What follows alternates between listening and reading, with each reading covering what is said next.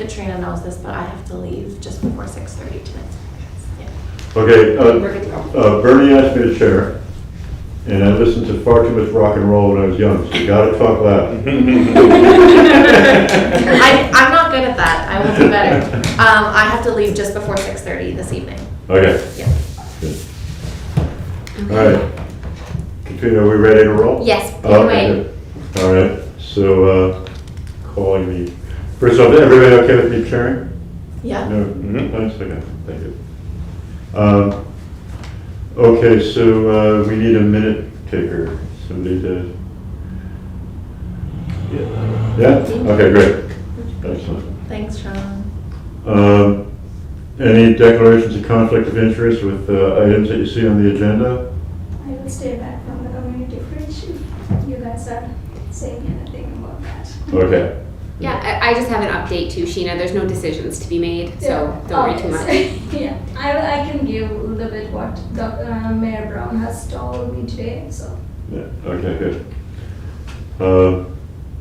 Okay, review and approval of the agenda. People okay with what they see there? Any additions, deletions? The only change is that I'm going to move from my side, is that I'm going to move the food waste discussion right to the end. Some of you might have seen the email about that, but otherwise things can stay the same. We'll just go to a closed session for that discussion. Okay, I have a suggestion or a request, I guess. When you put together the agenda, like right after the line where agenda is written, if you could include who's invited to participate in the meeting and any regrets that you may have had in advance, if you could list that. I can, but usually I don't get regrets until I send out the agenda. Well, yeah, sure. I mean, if you don't get them, you don't get them. But if you do get them, it's just nice to know who's not going to be here. Sure. Okay. Yeah. We could put that in the minutes. Present regrets. Yeah, it goes in the minutes. It always goes in the minutes. Yeah, But yeah. but I can put it on the agenda. It just may not be. It'll probably change, I guess is what I'm saying. Okay. Okay, so moving right along, adoption of the minutes from September. So we'll have to skip that one as well. Sorry, I forgot about that. Megan and I had some major technical glitches between the two of us, and I'd been pestering her for the minutes, and they'd been going to her junk mail, and she'd already sent them, and they hadn't come through. So we'll just approve. We'll do a double approval next month. Okay, good. I'm relieved to hear that because I was looking for them. Never you can blame me. I don't know. Well, I don't even think you can though, I don't because I will make a note too. Since I did edit the minutes, I did create a document, and it's like basically a summary of assigned work that we've had to date. And that just includes like the different policy reviews and the like sub-working groups, if you will, and who had like assigned themselves and asked to join, because there was a lot going on in the minutes. So I summarized it in another document since then. And you've got that in your inbox now too, so. I do, and which is helpful because there was a few things I couldn't remember. Yeah. So hopefully I got it right. That's in the just agenda. more of an FYI, but. Perfect. Okay. Thank you. I can circulate that as well afterwards when I circulate the minutes. Okay, so on to the committee updates. Brad, Megan, and Sean, we're going to talk about food waste. Were you guys able to? We're gonna push that? Yeah, we'll wait till the end on the food waste discussion and go to a closed session for it. What? So what I meant at the beginning when I said we'd move the food waste to the end. Oh, okay. So that we can go to a closed session. Okay. I'll shut off the camera. Okay. So, healthy food, beverages, and rec centers, Megan and Sheena? Yeah, so Sheena and I still, sorry, I don't know where this month went, and I'll take full blame for that. So as I've said before, there is a committee that's like a network basically that's done this work already, and the reason we haven't like moved forward with policy change is because they've already done intense stakeholder engagement and scanning. So I've mentioned that before, but for the new folks. So it's just a matter of me actually getting a hold of that group because they had some other priorities and we're not meeting as much in the summer. And I didn't do anything since the last meeting. So, but Sheena and I will have updates next month, I promise. Just a thought, at some point, if you're going to pursue that, you might want to talk to the Culinary Institute. Yeah. I don't know if you've ever gone to the football games at UPEI or Holland College. I've heard that they, yeah. It's fabulous. Like the Culinary Institute runs the concession stand, right? Mhm. So it's really good food. Yeah. Um, Yeah, and I think I've heard And they about might be that through interested in- this network that's Yeah. done, because basically, there's already been a provincial scan of all recreation facilities in the province. And that's why it was a low hanging fruit. It's just a matter of like getting Yeah. the right people at the right time, which Cool. hopefully. And the Buddhist community might be another one too. That's a good point, yeah. Okay, anything else? Anybody have any comments on healthy food? Okay, backyard food production. Samara's not here, so I guess I'll have to give it. Yeah, she had to, a health related matter, she had to send some last minute regrets. Okay. I have a PowerPoint presentation on edible landscaping that I've used in various workshops and presentations at conferences. So I forwarded that to Samara, and she is a videographer and took the presentation and turned it into a brief little video. She did send it to And me. I just got, yeah, is there a way that you can show that? I can try. Okay, cool. So this is the second draft, and it's still very much a draft. But what we thought was that if the council approves, we could put it on the website for the Food Council.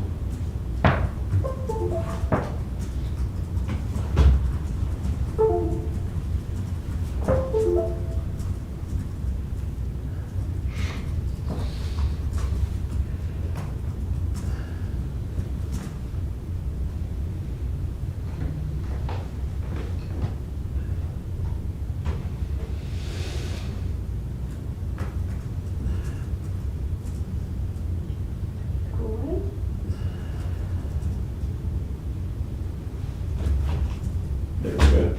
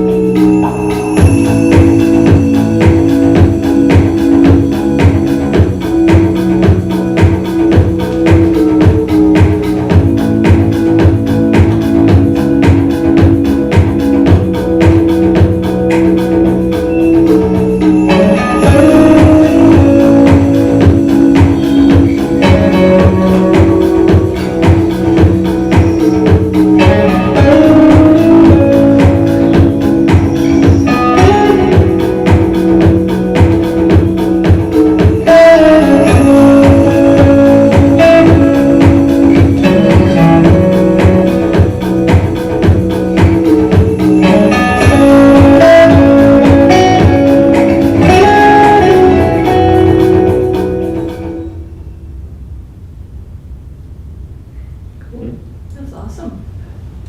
Yeah, so, as I mentioned, it's a draft, just the idea concept. I thought it would be nice to expand upon it a bit with things that show how you can make a nice looking garden and actually, you know, a nice landscape rather than just plants that quickly use. You know, I don't think too many people would want to landscape their yard with burdock, say, right? But high bush blueberries, rhubarb, fruit trees are all nice components of an edible landscape. So I think what we'll do is maybe I'll talk to Samara and come up with another draft before the next meeting. And if anybody else has any suggested inputs, they could maybe send me an email or Samara an email and try to incorporate them. Yeah, the only thing would be like maybe workshops would be like kind of the next step to that, Right. I guess, to, you know, kind of show people what the actual plants are and how to plant them and everything like that. Yeah, exactly. Yeah. Yeah, I did a presentation at urban agriculture workshop in Toronto a few years ago. So the PowerPoint presentation was actually 2 hours long. So this is really pared down to what I sent her. For sure. Yeah, we could do something like that. Quite frankly, I'm a little hesitant to go anywhere until COVID is beyond. Well, that's what yeah, And, yeah. obviously. but once things open up again, I think it'd be a great idea. Mhm, I wonder, oh, go ahead, Sean. Well, I was just gonna know, it might just be a matter of having a slide at the end on some resources where people can learn more about Yeah. growing their own mhm. Yeah, food. exactly. Yeah, There'd be a number of programs that exist, perhaps some through the farm center, perhaps some elsewhere. And could just be a slide at the end, where to next, where can I learn more? Yeah. mhm. Yeah, I was gonna say, I wonder, just in the same length of workshops, like we had to basically transition our whole community conversation plan from in-person workshops to online. And I wonder if that was so our long-term strat goals were policy review, and our short-term ones were like community engagement and town halls. So I wonder if it's time we've got these topic areas, and obviously some are like pretty much completed, or we're either at the education stage, and I know that backyard food production, that's really where we're at with that, is kind of polling for some of the more controversial stuff, if you will, and getting a sense for that, but then just simple education on that stuff. And I know that that's something we've talked about for food waste, for example, at the individual household level. So maybe it's time to sort of maybe do like a communications education plan for all of the policy review areas, and like pull out, because maybe we could have a whole little workshop on that, in addition to the video going out and social media messages that are smaller and shorter. Might be a way to reach folks.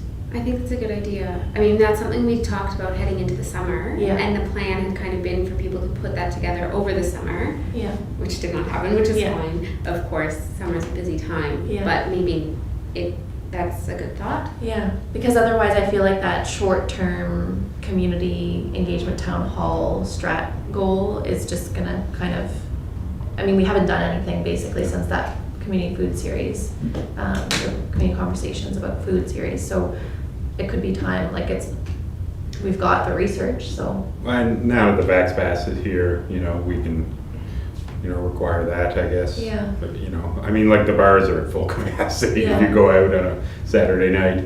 Yeah. So it would make sense if we could have like a well-spaced community workshop or, information session. And at minimum online, like it was not that hard, like we had tech support and that was really helpful, but we could do like a video that just lives as a video workshop almost, as opposed to like as interactive as the community series. Like those kind of clips are great because I don't have attention span, and if I see that scrolling, I'm gonna watch that over like a 20-minute or 1 hour thing for sure. But if there's like a way people can sign up to see something online. Well, last summer, I did some edible landscaping at the Stars for Life Foundation facility. We planted a bunch of fruit trees and some shrubs. Might be kind of fun to find an organization like that we could maybe put on a workshop. And because I think a hands-on workshop is always much more fun and participatory than just sitting in a room and showing a PowerPoint presentation. Yeah, I agree. I have two other thoughts. One is like timeliness. Is right now the time to be doing that, or could we talk about like edible household landscapes, like as opposed to outdoor edible landscapes, because people aren't thinking about that right now. We're going into the winter.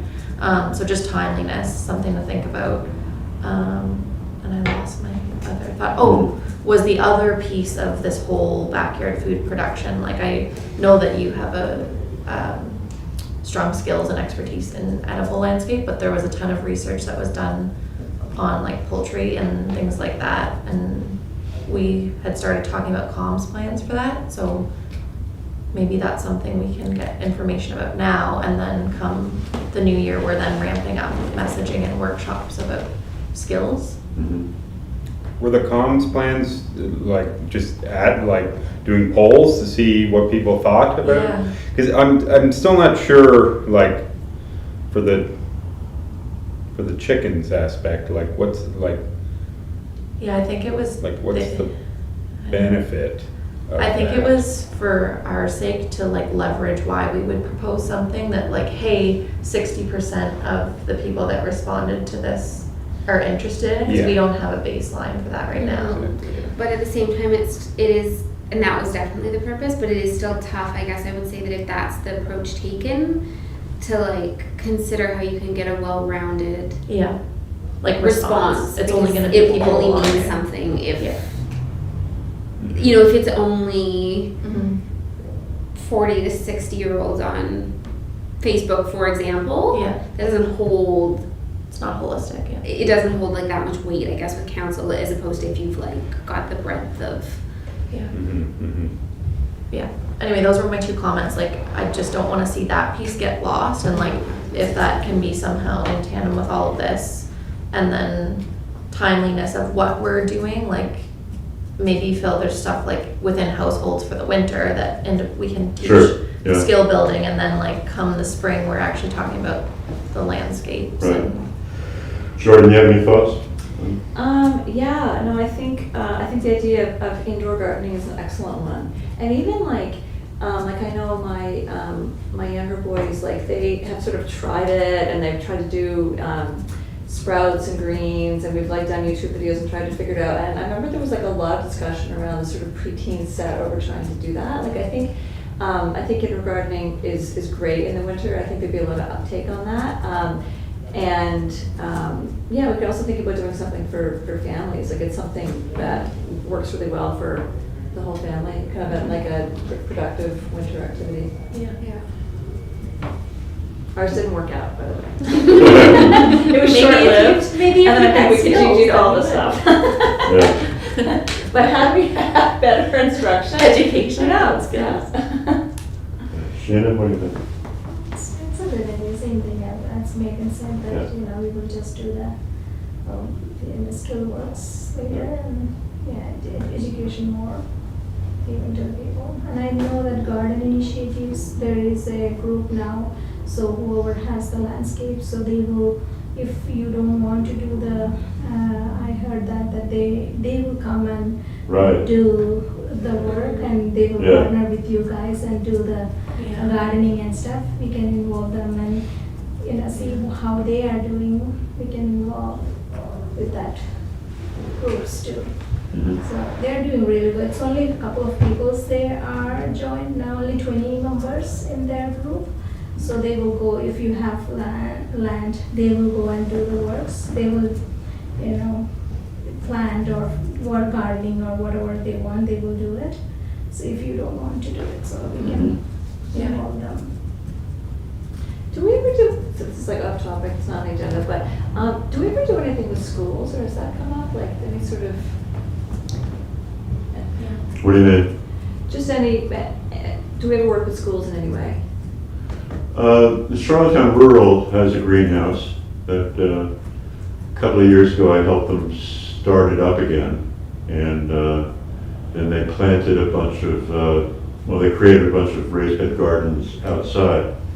The trouble with the schools in this climate is that they're away on vacation during the growing season, Right. you know? I think the Yeah. Belfast school, they do that because we were doing a presentation there, and that community group said that they do that at the school. They involve all summer long with the kids, and they will do the garden and something. Uh-huh. Yeah. Yeah, but depending on the workshop, the What- city yeah. does a lot with schools, and so have, like, those connections are there. Yeah. But it would have to be obviously something, like, to Phil's point, maybe not just planting a garden and leaving it there, but some other sort of way to engage. We get a lot of school groups come to Legacy Garden Yeah. Oh, in spring and fall Yeah. when school's still open. yeah. Yeah, I was gonna say that, and there's like the Start with a Seedling program, like that's on our food asset map, for example, like they go into the, like, I think think it's grade 3 or something, so anyway, there's things like that, yeah. Actually, way back when we talked about the asset map, that was more, actually what I had in mind was not so much where the grocery stores were located, Where, but where there are grapevines and apple trees and raspberry bushes, etc. yeah. That would be a great addition to the asset map. Yeah. Yeah. And maybe it's a matter of surveying who has one that would welcome people to come pick. Yeah. There's an awful lot of people that have like an apple tree or a plum tree that they don't harvest. It's No. a fabulous, You know? yeah.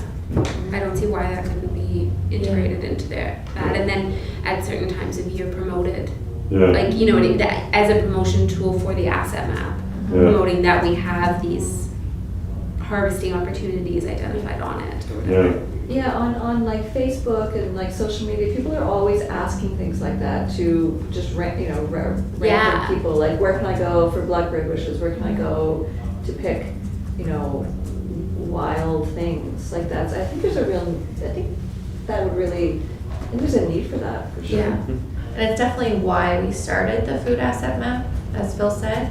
And I know that like the city promotes all their planter, like the edible planter boxes, but Yeah. I think it's all in the same wavelength of like backyard food production. Like, and when Brad and I initially started talking about food waste, like there's like the operators and the businesses, there's like the community as a whole, but then there's this like individual household skill building level. So I think it's certainly relevant for that stuff too. Yeah. Yeah, it's really great. Okay, shall we move on to the next? Greenhouses, Bernie's not here. I was originally involved with that, again, and at the time we looked at the bylaws and it was just basically plastic roof structures. I don't know if Bernie had any more to talk about. I asked him if he had an update and he didn't get back to me. But I think that his plan, I don't know if it happened or not, was just to put together basically a report to committee with a recommended bylaw amendment. I think is the plan, but I don't know where that's at. I imagine he'll have an update for us at the next meeting. Okay, food asset map. Shannon, Jordan, do you guys have anything to? So we both forgot about the meeting. What's that? We didn't have a meeting, I should say that. Yeah, Oh, Sheena yeah. and I met briefly on it. Oh, you did? Yeah, but Sheena remembered and came. Oh, It's just I you thought and you Samara. forgot too. Samara I also totally- forgot. Oh, Samara and I forgot. Yeah. Okay. Yeah. So you guys can update me too. Sorry. You want me to update? So we just had a chat. I wouldn't say we solved the world at that meeting, but we just had sort of a chat. It was an opportunity for, I think, Sheena to get like acquainted with the map because she wasn't here for the bulk of that. She was here when it got launched, but most of the work was done in the term previous to Sheena joining the Food Council. So we spent a lot of time talking about that. And then I think that we should schedule another meeting for everyone and give that a second go. But some of the things that we talked about were the need to update the map. So, like, I think the approach that I was thinking we would take, but it's open for discussion. I had this idea from a conversation I had with somebody, a different municipality that has a map, is sending out like a mass email to everybody on the map with like a button that they can click to confirm that everything's good, and that saying that if they don't get back, basically they'll be taken off the map.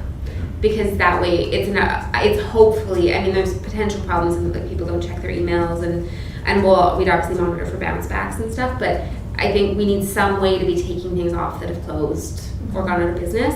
And then with that though, there needs to be some kind of a review of new things. For example, I don't think the community fridge wouldn't be on there because it's new. Yeah. So we need those kinds of things. So that was one thing. The other thing was just talking about what the gaps.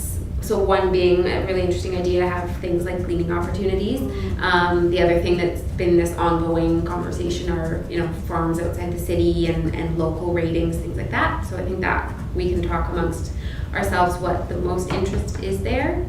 But yeah, that's kind of, and then the other thing we talked about is just that we have this great resource now, but like the next step, or like how does it become like a used document or like a used tool. So I think one way is incorporating things like Phil mentioned and promoting it more, saying, did you know you can use it for this? Did you know you can use it for that? And Sheena, I think we touched on that with the link to like bringing it to the social media world and highlighting it. And then another idea that we discussed and is not fleshed out, but maybe it's just some food for thought. And interestingly, actually, so I'm taking part in the University of Guelph has a food policy fellowship. And so I've been taking part in that. It's pretty informal. Basically, you just pose policy questions and then they match you up with different faculty. And then over the course of like 6 or 8 weeks, you meet with, 8 to 10 different faculty members. It's amazing. I highly recommend it to anybody. I had 2 of them today, so I'm like fully in food brain. I'm way too excited and have way too many ideas. That's So awesome. really great meetings. And in both of them, just like the networking importance came up of bringing people together. And something that Sheena and I talked about as a potential idea was that, like, do we maybe, oops, I'm gonna replay that video by accident.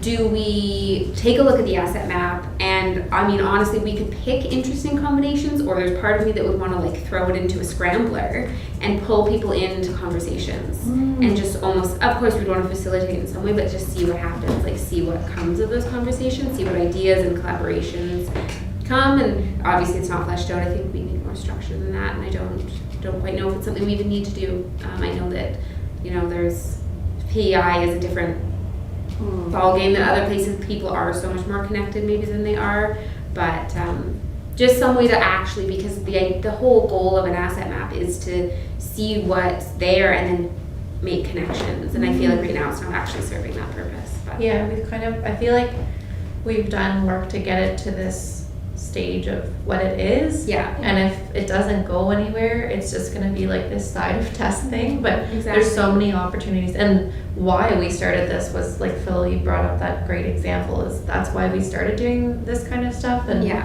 we've talked before, I know about in food waste, like who are the producers or farmers that might be like giving away their like scraps, for example, that could then go to a farm to use as food for the animals, things like that. So I think we're kind of here to take it to the next level, to realize its actual full potential Yeah. is to do those kind of things, like to network community in a way through the strengths that are already there. Katrina, is there a counter on the map? Like, do we know how? The much amount of it is? views, What? like the amount of people viewing it. Yeah. Not one that I could just go look at right now, but we could probably, like, I think if I ask our communication staff, they could get me the page visits, I think. I think it would be really worthwhile to put a counter on it that would also count the unique visits as well as. Yeah. because- I think we Yeah. probably can mine that information out. I just will have to get some help on that. I don't know. Yeah, I'm sure there's like Yeah, analytics that you there's can get. apps you could download to put that on. Yeah, and I think our website already tracks it, I believe. I just think, I don't know how to access the information. The other thing too is I wonder if any of us know who's involved with the library. And with the new library, apparently it's going to be fabulous with all kinds of new resources. If there's some way that we could have a link on it. I'm assuming there'll be computers there for people to I'm use. sure. Or even But, better, if if not, iPad I right have one I there. can donate. Yeah. Ooh, I wonder if we could have a station. Yeah. Yeah. We talked like right from the start, because when you were initially talking, you were talking about like tourism, because there's they're wanting to do maps for things like that. But I fear in that direction, just because of it would take away what the purpose of this is. But if we had like a kiosk where it's like, here's your food resources, you can like interact with it. Maybe on there could be like an edible garden landscape information. There could be information about food waste. Like there could be food skill stuff on there too, as like a kiosk almost. Yeah. Awesome. I will, I have a few connections to, Okay. I don't know who we would talk to about that at the library, but I have a few connections to like the design firm that's been working on it, and so maybe through that. That would be amazing. can- yeah. Yeah, like. Yeah, if we could get a kiosk there, I have a number of laptops that Yeah. donated from the province. Okay, Yeah, that are in so fairly good working We could condition. just, oh yeah, that'll work fine. Yeah, and I mean, we have some budget if we need it, but. I think that's brilliant, and I think it would be like so easy to kind of brand a kiosk, like it would sort of, it would just have all these branding opportunities and it would Yeah. draw so much attention to it.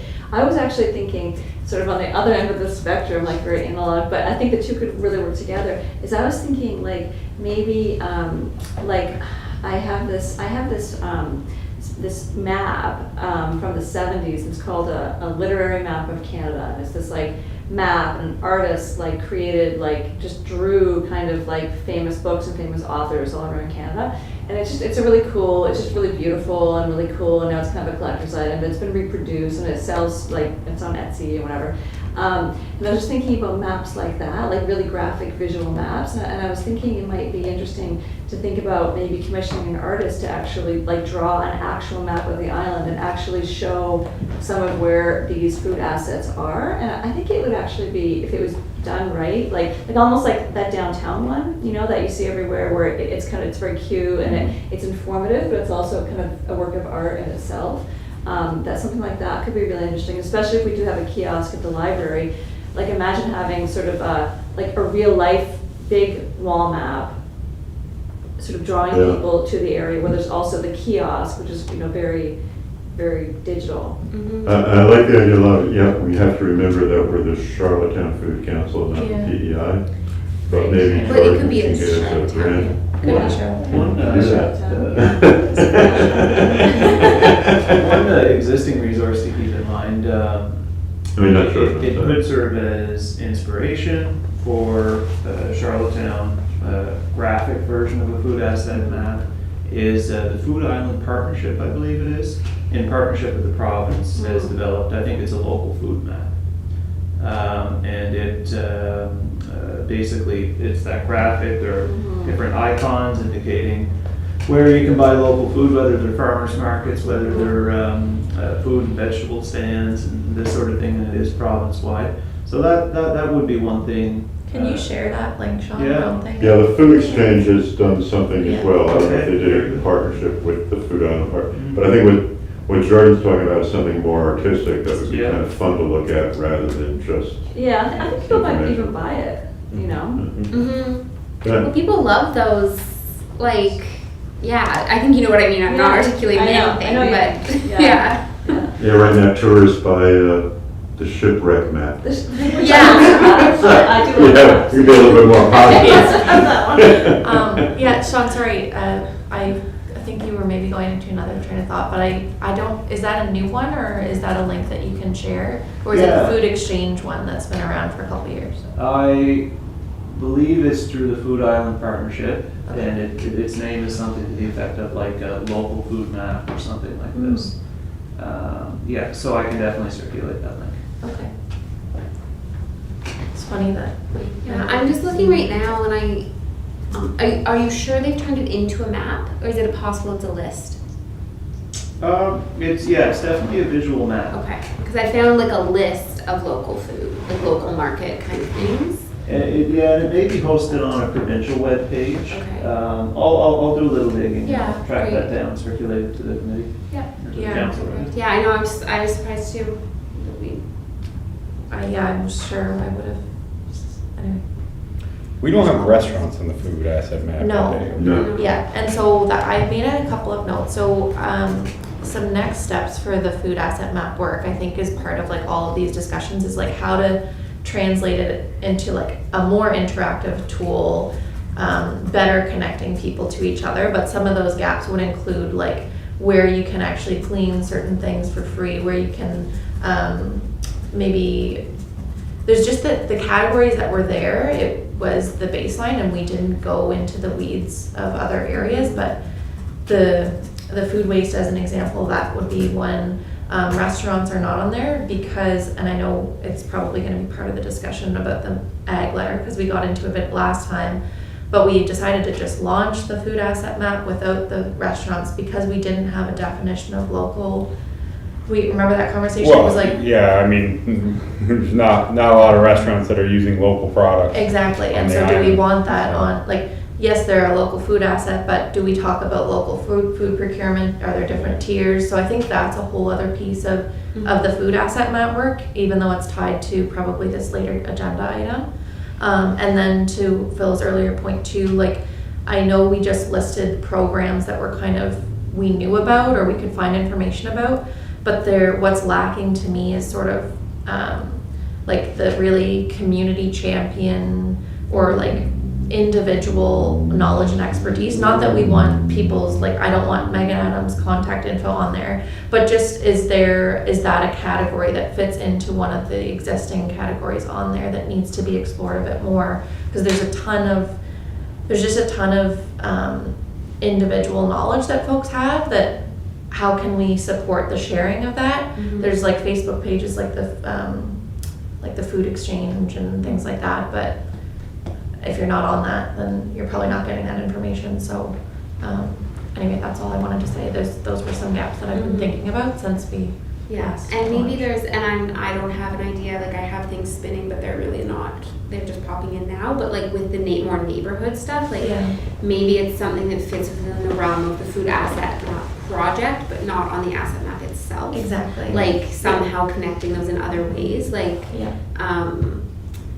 like this is the thing that just popped into my head, wouldn't work in the form that it was in, but I just see like a connection. I just caught wind of a project that was done, I forget where, but it was called Text a Tree. And it seems really tangential, I know that, but a city did a project where they chose a bunch of trees and the trees got a phone number, and then there was a volunteer tied to each tree, and people could text the tree a question about like itself, and then the volunteer knew all about this tree and would answer. And I'm just like, is there a way that you could have like, not that obviously, but like, It's a good example to Yeah. like I just think of someone like Phil, you're a great example. You've got this knowledge, but like I know you've got your networks, you've got people who go to the farm center, Legacy Garden, but beyond that, like how can we make sure that people have access to individual, like that piece of knowledge translation that would never be captured on like a physical map, but it's part of the food charter, it's part of what asset mapping is. Well, isn't like, didn't tourism have something a few years ago where like, there were like ambassadors and you could ask, like there were island ambassadors and you could ask them questions, like sort of questions that you couldn't find out from like any other source about the island. And they volunteered to respond to texts and answer questions from like a local perspective, like with local knowledge. Something like that could work. But anyway, We can continue to think about it, because I agree that that's a gap, but I think I've been struggling to see how we would actually put that on a map without putting Megan Adams' phone number on Like it. that's which not we're gonna do. happen, right? Yeah. So, and I think it ties into the short-term goal of like community engagement too. I think that piece is where we can take that a little bit further, but Yeah. just more purposefully thinking about it. Yeah, sure. Okay. Good ideas. But yeah, I think the subcommittee can meet and maybe flesh some of these out, but of course everybody's welcome to, if other ideas come up or thoughts come up. Okay, Sean, were you actually able to summarize that? More or less. Yeah. More or less. I look forward to reading. Okay. Anybody else have anything to add, or should we move on to the next item? Okay, B, there is discussion on letter from Nova Scotia Premier to the Minister of Agriculture. I think I passed out copies last meeting, didn't I? I know I had copies. We circulated it virtually. I don't know if you handed out Oh, those or not. okay. I remember you had your own printed. Maybe that's what Yeah, your visual all right. remember. Well, the letter itself was rather quite progressive, I thought. It really had a strong focus on having Nova Scotia really strongly supporting local food. I think to the extent where they were hoping to have 60% of consumer spending on local food products, consumer food spending, which would be pretty remarkable for a province that is not nearly as food self-reliant as PEI. I thought it would be a good idea to, and maybe now, I guess the short thing is I haven't done anything since that meeting, since last meeting. But maybe now that the minister has had a month to look at, to consider that, I could take it upon myself to see if I could contact somebody in the Department of Agriculture in Nova Scotia to see if they have developed any plans or policies to reach those goals. Actually, I remember, Phil, one of the items in that mandate letter was that each minister, including this minister, was to develop basically an action plan. Yeah. Within, and here's what I don't remember, within X number of days. Yeah. And it's 1, 2, or 3 months, it's something like that. So that might give you a sense of when would be a good time to reach out. Yeah, right, okay, let's take a look at that letter again. It'll be up to them if they want to, if they're ready and if they want to speak to it, but at least then you'll know when they should be ready. Yeah, okay. Yeah. And I think the biggest piece from reading the letter and last month's conversation, and even the conversation we just finished, I think there's connect there because we kind of put on hold the conversation about local food procurement just because it's such like a complex beast. But maybe it is an opportunity now for us to revisit that when we're thinking about all the policy review and now going into community engagement that we've done. Looking at something like restaurants on the food asset map, that's kind of why we put the conversation on hold. Because yes, it might be a restaurant on there, but are they, maybe they're not procuring anything locally. And so what are the implications there? And it's not to, I guess, like talk down or like be malicious towards any of those restaurants, but it might be a way that we can use the food asset map to connect them then to local producers, things like that. But I think that conversation was put on hold a year ago for this reason, just because it's really complex, but maybe just because of this, it might be like a good opportunity to come back to it and revisit it. And I don't know what the best approach is. Is it surveying restaurants? Is it doing scan? I don't know, but One thought on that, and maybe I'll bring the last thing on the agenda is talking about the official plan, but it might make sense to talk about it right now. So I guess something that's come up over and over for this group is like, where does your role come in? And like, is it doing the thing or is it recommending the thing? And there's a balance and that's up to this group to choose. But I think one thing that's happening right now is that we're working on redoing the city's official plan, and recommendations like that one are things potentially that could be incorporated, whether it be into the official plan, because also our sustainability plan's being redone semi-concurrently. So whether it falls into either plan, I guess what I'm saying is often the challenge that I remind you of is if you pass it off and just make it a recommendation, then it may or may not happen at the staff level kind of thing. But if you can embed some of those priorities into it, it's more ammo to be like, you said you were going to do this. And then there's that council accountability to put the pressure on staff to do whatever it may be. So maybe it's an opportunity to revive some of those conversations, but given how complex it is, maybe it's also just an opportunity to do some research into what the best recommendations would be to go into plans like that, to hopefully put pressure on the city itself to do some of that work. Sean, since you're the policy guy for the department, have you had any discussions with the Nova Scotia minister? No, not with Nova Scotia specifically. Yeah, we did see the mandate letter, and we might be meeting with our Atlantic counterparts here in the coming months. The COVID situation has kind of complicated things because we would like to meet in person.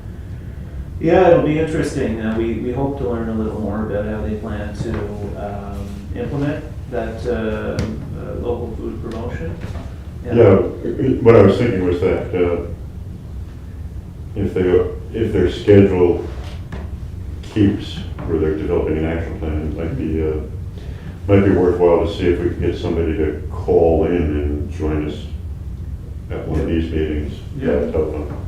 Yeah. I mean, that would be interesting. As a council, we could ask a few questions. Yeah. That's a good idea. Okay, Brad, you got anything? You were kind of quiet on that one? No, so like the letter is essentially like the province of Nova, I don't think I saw it. Okay. The province of Nova Scotia is moving forward with a plan to have 60% of their food be locally produced. Yeah, it was, right after the Nova Scotia election, the new premier had a new cabinet and sent out the traditional mandate letters to each new minister. And the one to the Minister of Agriculture was heavily focused on local food. Yeah. Because like what's the, because like 90% of people go to Sobeys and Superstore. Are they're hesitant to bring in local food though, are they not? No, No? they're, Well, like hesitant to bring in non-federally certified food is one of them. oh yeah, and everything has to be CFI certified. Yeah, exactly. Everybody So- wants that, trust me. But like, there's a lot of local food producers, like if you're CFIA certified on you're growing potatoes and tons of them. No, That's, there's, no. and then you can sell provincially without being CFIA certified, so like the ham pie lady, right, so. Yeah, Like yeah. she can't sell outside No, PEI because no. she's not CFIA certified, but she can still sell and it's still certified as safe to sell provincially. But is she like selling, like will Sobeys buy her stuff? Yeah. Well, I think they will. what you're referring to, I think, is that, I know when I was farming in Nova Scotia, back in the day, I used to be able to go to the back door of the grocery store, knock on it, Yeah. and sell a case of carrots, Yeah, okay. whether that be in the Annapolis Valley or in Halifax. Yeah. You can't do that anymore. No. They won't even open the door, let alone see what you can buy. Well, like meat, for example, which is Yeah. like meat, it would all have to be federally certified meat in Yeah. grocery stores for sure. And the only federally certified meat production we have is ABP, and 90% of their beef comes from Quebec. So like it's like none of that's really local, but it's all about that convenience aspect. People want convenience first and foremost, so like you need to get those local producers into the grocery stores. So that is, there is a lot being done with that. So Sobeys has, like they have a local program, like a bilingual Mhm. program. So my company Yeah. is in that. So it allows us to sell now to 85 Sobeys. Mhm. And they have a person in Stellarton who's in charge of that. And it's much easier to get into Sobeys if you're local and you go through this program. Yeah. And Loblaws historically didn't have one, and they've just launched one. So it's just starting right now. But So you're federally inspected, right? We are, Yeah. yeah. That's the clincher. Well, but I mean, it's I mean, I wouldn't buy something if it wasn't, like, I mean, like, there's different levels, like, there is a way where CFIA can come in and you are inspected by CFIA, but you're only allowed to sell provincially. Yeah, oh yeah. There's a sub. Yeah, I mean, CFIA can go wherever they want Yeah, and go and look at risk, yeah, but you're not specifically accountable to them. yeah. You are accountable to the province. Exactly, Yeah, exactly, yeah. But there is a real movement happening at Loblaws too, like, so, like, Okay. now would be a good time, because they are probably more open to local than ever before. Just 'cause, like, I don't really know what the sort of spectrum of like produce producers on the island are. But, there seems to be a lot of small farms that are, at farmers markets and doing their CSAs and stuff like Soleil and, all of those type people, like are they, but to get that product, it's inconvenient to get it, is what I'm saying. Yeah, that's what Yeah. I was gonna say, it's a matter of scale. I mean, like, I think Sobeys Yeah. and Loblaws like to promote local food because they know it's popular. Sure, yeah, exactly. But it's a Yeah. matter of Yeah. scale. You've gotta Yeah. be a large local farmer. Exactly. To have an And appearance also at to make the Sobeys. margins work, like they take such a big cut, right? Like Yeah. the margin's so big, so Soleil will be taking all of that. Yeah. And so her scale is smaller, but her margin is higher, right? But if Mm. you start to talk about selling to Sobeys, then, I think a lot of farmers don't want to, just because the cut they take is so big. Yeah. Well, exactly, yeah, okay then. So it's just like, when you're wanting to get people to buy more local food, it needs to be convenient Yeah. for them to be able to get it. Accessible.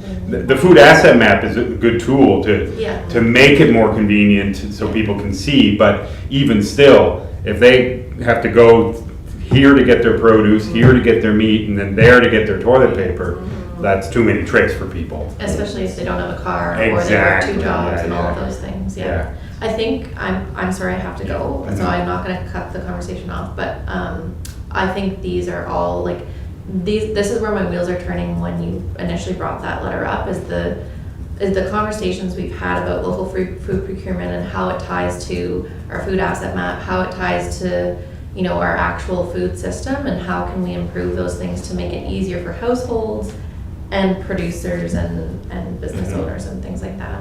And yeah, Sean and Brad, whatever happens in food waste, I will follow up with you. Okay. And I'll read the notes for everything else. Thanks. I do think, just about convenience, like, I do think the farmer's market is doing a really good job of moving in that direction where they're having more things. Yeah.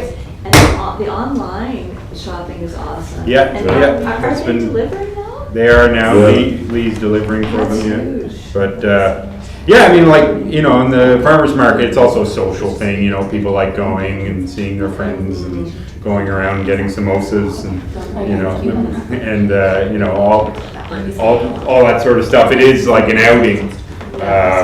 But a lot of people also, you know, they've turned away from the farmer's market because of the long lines and, you know, like you can't just run in, run out. Yeah. You're there for an hour.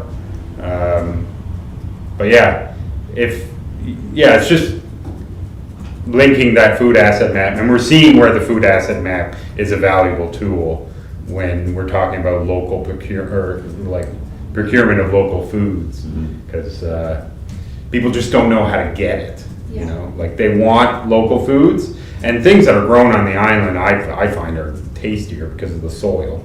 You know, when they're grown on proper farms and proper soil, but they just often don't know how to get it. People don't know what CSAs are, you know, and so it's.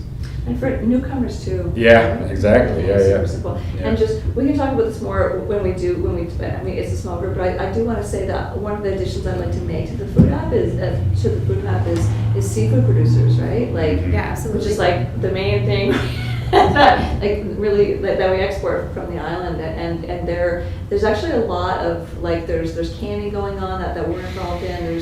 There's like advanced clams, there's fish cakes that are made here. Like, there's actually a fair bit of seafood, so I'm excited to get that, to add that. Mhm. Absolutely, yeah, there's definitely gaps that I think we just didn't know about, so, Yeah. awesome.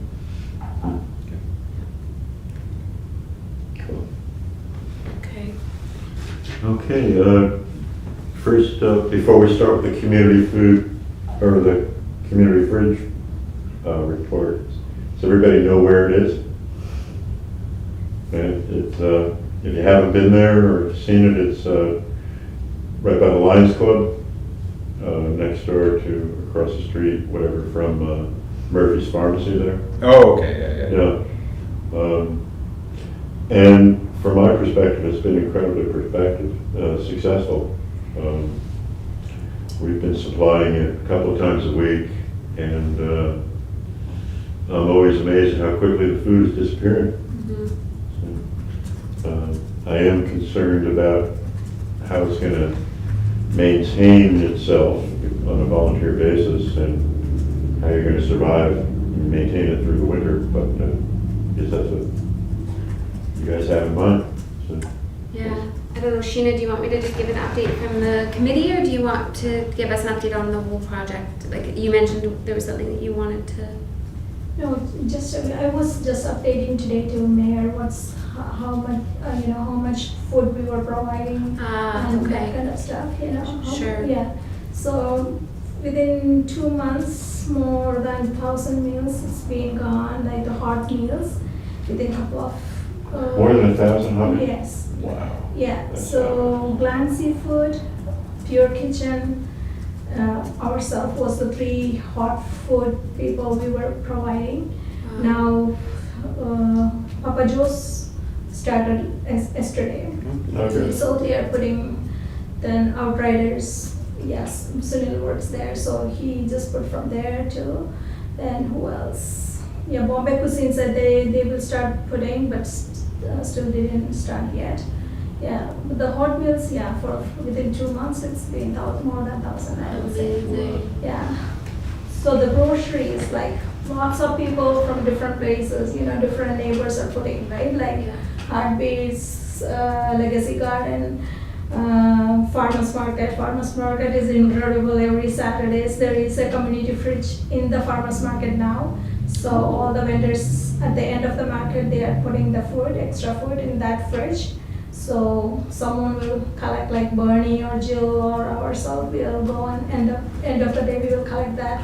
Amazing. Yeah, so even this Saturday, we at least 20 cases of egg, we put it in the fridge. It was gone within half an hour, 1 hour. Amazing. But the traffic is really, you won't believe that, the traffic, the people who are not taking lots, we have seen, because I was cleaning that area, so people were coming and taking one carton of, yeah. So, and yesterday we put 75 small milks, like 250 ml milk, 75 of them. It was gone within two hours. Mm. Yeah, so Amazing.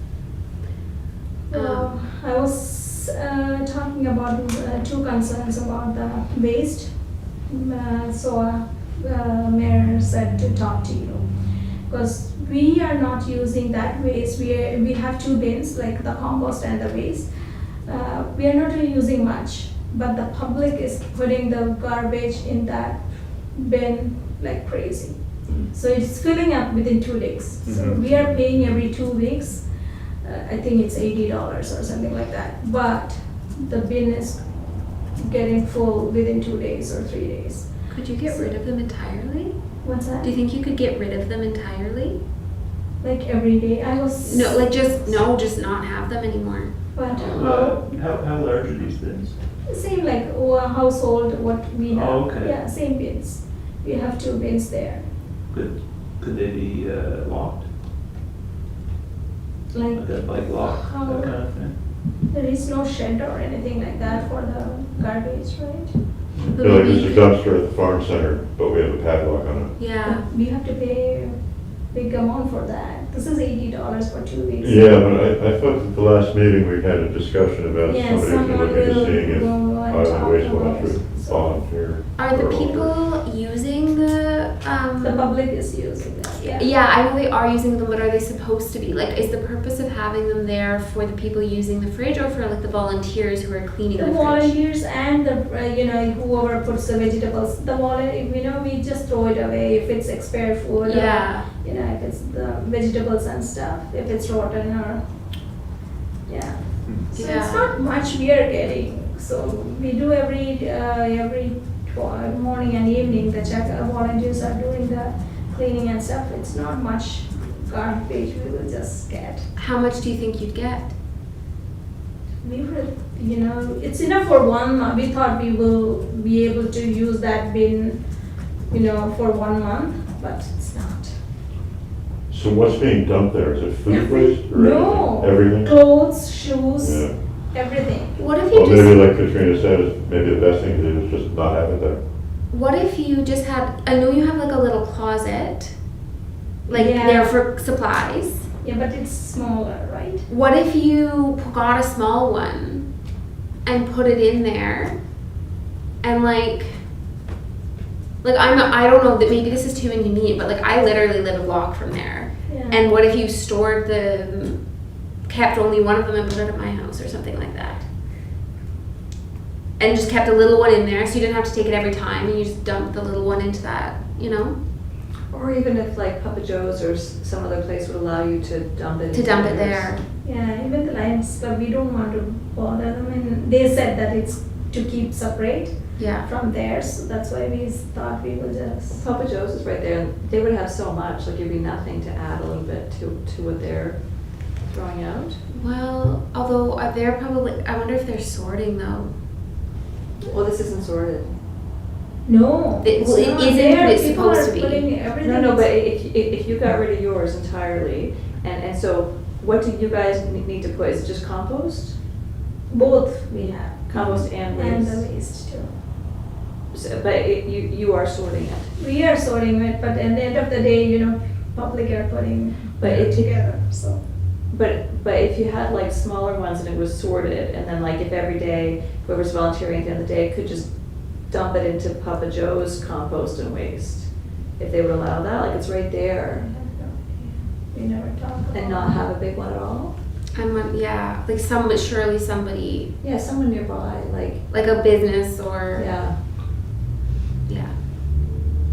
Is there a possibility to get like a shed for the two bins? Yeah, that's the other Like thing. fundraise, like, you know. And lock it.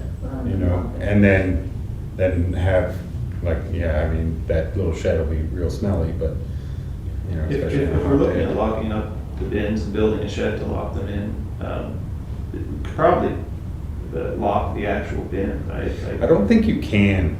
No, like I don't not- think there's a way to, I've looked into it, because There we would live be. on, like, people walking by all the time throwing Yeah, Coke bottles and stuff in our compost bin all the time, then you gotta dig in and get them out, or they get denied, but, I don't think there's a way to lock the actual bins. Talking about the plastic bins, like. Yeah, just like Sealing the bins. island waste management bins, You could always drill a hole through That's those. what I I guess, yeah. Put 'em Yeah, on. you could, yeah. But yeah, I mean, yeah, people are gonna do what Yeah. people do. I'm just thinking too, though, now that we've mentioned the getting rid of them, like what, that's gonna save you $160 a month to Yeah. not have them? If you could get somebody to just, like, it could almost be like a donation, somebody's allowing, like a business is allowing you to, Yeah, you we'll know. just, yeah, we'll But just I know you mention don't- that too. 'Cause we were, in our committee, we were talking about the city, there is, around the, 3 bins, there is blue bins, right? Every day they will come and pick it up. Mhm. If they can put that kind of small bins. like the ones that are downtown. Yes, the downtown ones. So Oh. then every day they can pick it up and the Yeah. public can put it Oh. in that That's a based good on idea. that. Mhm. So just That's have why like he's talking an actual about it. community garbage there, Yes. that So- you guys just throw in your little bit of waste. Yeah, that's Yes. a good idea. That Yeah, makes we more can- sense, yeah. Because obviously there's someone in need of getting rid of their garbage. So they Yeah. can benefit But sometimes too. we need the bigger bins because we never know. Yesterday we got lots of vegetable from harvest, the green spring onion and stuff. Yeah. It doesn't keep No. so we have to need a bigger bin, so it's kind of, Yeah, Good well, we to can have. talk about that, that would be a Yeah. question for Public Works, yeah. but, Do we, like the demographics of people going to that, that's all private, right? You're not, Which one? like, people actually going to the community fridge and getting food, like, do you have any information on them? No, okay, No. okay. Yeah, but we see people when we were cleaning and Yeah. stuff, you'll see people comes and goes, that's all we do. But there hasn't been any, like, issues of somebody No, taking so everything? far, and- no. Okay. First I will say it was there, Yeah, but now I think people knows that this fridge stays here and people are putting stuff in. yeah, So now it's less, we can see that, yeah, but the traffic is really, good. yeah. Yeah, one of the issues, concerns that we had at Legacy Garden was that, like, some night, we would lose a few hundred pounds of yeah. tomatoes, say, or, a couple of caseloads of peppers. And it was like far too much for anybody to be using in their Yeah. family. So I just assumed Yeah, somebody's stealing this and reselling it. Where do they resell though? I don't know. But, I just wonder when you say so many eggs disappear in half an hour or so. Yeah, but it was, we have seen, even 5 or 6 people were there, so they were taking only one. Oh, yeah. Yeah, but it was not taking tons of, or 4 or 5 of them, no, it was Right, not. okay. So, but in the first place, it was, they were bringing 3 bags and 4 bags and they were loading all the stuff. We Yeah, have seen that too, but now, I think Okay. now it's not. okay. Mhm. So I guess with that, the update that this was on the agenda for was just so if everybody remembers at the last food council meeting, there was a request from the community fridge for $1,000 in funding. So the council selected to put that forward to committee for approval. It was approved, but they also didn't think it was enough money. So they offered $2,000 okay. unsolicited. So there's 2,000, I contacted Sandra earlier today and we'll get that $2,000 to the project. But with that, one of the things I wanted to address was the green bin issue, because I think there's been neighborhood complaints about it, about like the mess or whatever, of people like dumping in these green bins. But then the other thing was they were just curious to get some, and I sent this to Sandra, just more information of like what your operating costs are and what's being done to secure a sustainable source of funding through the year, and if you have that and who you've approached and that kind of thing. So they were just looking for that information. So She will send. yeah, them. so yeah, you don't need to give me that update right now, just more for information's sake. But anyway, $2,000 coming your way. And just for the minutes, was it council that approved that? The Environment and Sustainability Standing Committee, which is a subcommittee of city councilors. Great. Yeah. And the budget that it came out of was? Well, it came from the Environment and Sustainability's food projects budget, Okay. which funds basically everything that the Food Council does, plus certain things that staff do. Okay. Very thorough. Thank you. Okay, anything else on the community fridge? Everybody good? Okay, seniors engagement committee. Yes. So this one So should be. is this like a marriage proposal or? More seniors. Yeah, we're gonna match up seniors and see if they like each other, and if so, they'll get engaged. No, so the city has a seniors engagement committee, which is basically functions. Now I can't hear it any other way. But it essentially operates the same as the Food Council, just promoting seniors' interests, as opposed to, supporting the food system. And they're running a series of like consultations around seniors' issues, and issued a formal invitation to the Food Council. So the invitation was to the chairs of all the city advisory boards. So Bernie has signed up for one of the sessions, but did just want the invitation to be passed on to the rest of you, should anybody feel as though you'd be interested in going, and like if you have, like the reason all the city advisory boards were invited was because like obviously there's food overlap between concerns seniors may have and the food system and that kind of thing. So if any of you feel as though there's an aspect of the work you do or your own interests that would intersect well with that, just passing that invitation along. That's it. Nobody will be getting engaged in session. There's no risk of that. And did you have anything else to add to the official plan? Just that, so it's ongoing. It's going to be a fast process since we really only got a little over a year to do it, which is kind of insane because of funding that we got. So things will start to move quickly. At the moment, the stage that we're at is kind of creating, like, we're pulling together our vision statements for the document, and then the next phase will be moving into community consultations. So those vision statements, I think our thought is, will be pulled into the consultations for review and that kind of thing, and then that will also be used to spur the conversation around the more specific like policies and goals of the document. So what we've done, the approach we've taken is we've been consulting with all the city departments on the various areas of the plan to get them thinking about the vision statements. And then us as the sustainability department are collaborating on the whole project with the planning department. But of course, we're taking ownership as well of our own sort of topic areas. So the one that I'm responsible for is food, basically. So I haven't had a chance to really dig into it yet, but we'll be reviewing various official plans to pull out some of those vision statements for the food system, but would love all of you to be engaged in that as well.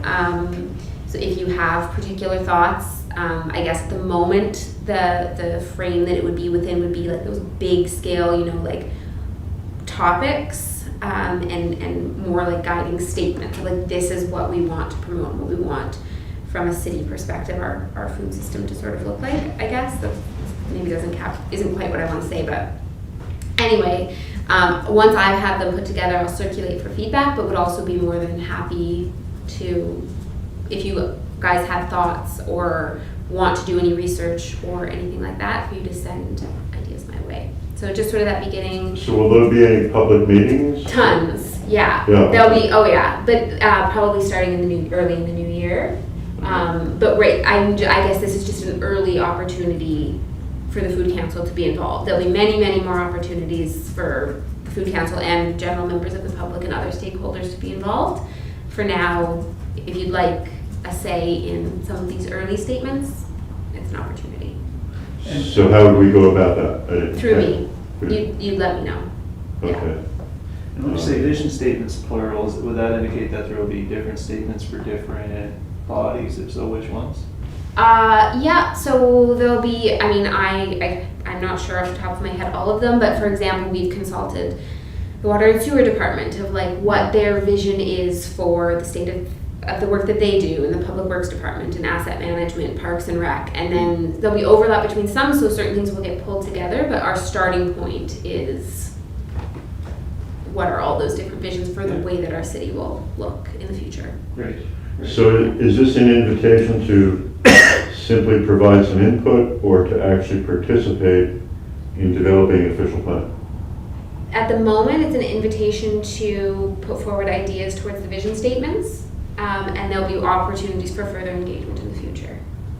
And just to clarify, so if we were to offer feedback, it would be ideas on vision statement for, would it be the Food Council, the Sustainability Department Committee, or just So the vision one? statements will, to my understanding, kind of like all be together, but they will touch on, like, it will be like the vision, I guess in theory, it will be a vision statement for the city, but that vision statement will be composed of Okay. different clauses. So we envision, or like our vision for the city is a city that da da da da da da da. So it may be, you know, that has thriving green spaces that promote blah blah blah blah and whatever, and then somewhere down the line it will lead into talking about this walkability and the, like, I don't know, but yeah. Is there a time frame for when, if we provide some input, they would like that? Yeah, so I guess, what's the date today? Ideally, 27th of October. yeah, so ideally, I would probably have any early feedback from you guys on that by about the 15th of November. So in the next couple of weeks.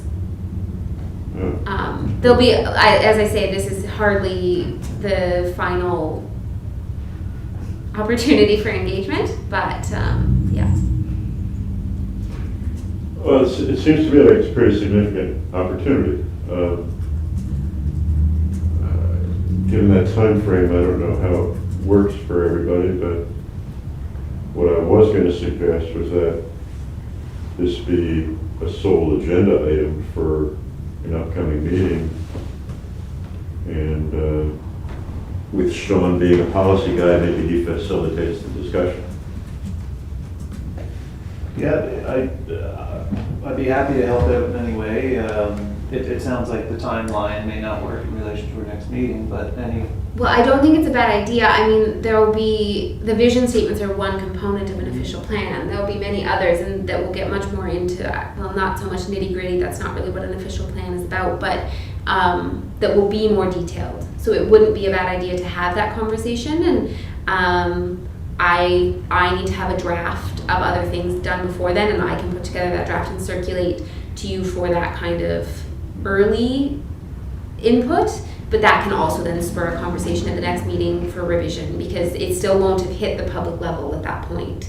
So there, it would be, but it may just have gone through certain additional internal conversation, I guess, prior to that, but it doesn't mean that it would be set in stone. So that's not a bad idea. And in the meantime, we could just exchange any ideas we have via email. And Yeah. then if it makes sense, based on your own timelines, Katrina, to have it on the agenda for the coming meeting, we could do Yeah. that. We could have a discussion on it. Yeah, I think it probably does. I think honestly, it probably makes sense to have it on the agenda for the majority of our meetings until this process is complete potentially, but we'll see how it goes. Brad, any thoughts? George? No, I'm good. Okay. If we're done with that, then we can move into close and talk about food waste. Is there anything before we do that? Yeah. Good? Food waste? Yeah, okay, so then I think we just need a motion to move into a closed session. What does that mean? I think it means that you just put forward a motion to move into a closed session and everybody votes. And does the camera go off? And then the camera goes off. Sorry, yes. I'm sorry, I didn't follow that at all. So we need to move into a closed session where the camera's off and it's like private, Okay. like in camera. So you need to put forward a motion as the chair that we would do that. And then Okay, I'm everybody not gonna else. do that. I don't know if anybody else wants to. I'll put forward the motion. That Yeah, we'll move into a closed session. I'll second it, yeah. Okay. And everybody okay with that? Okay, then I'll shut off the camera.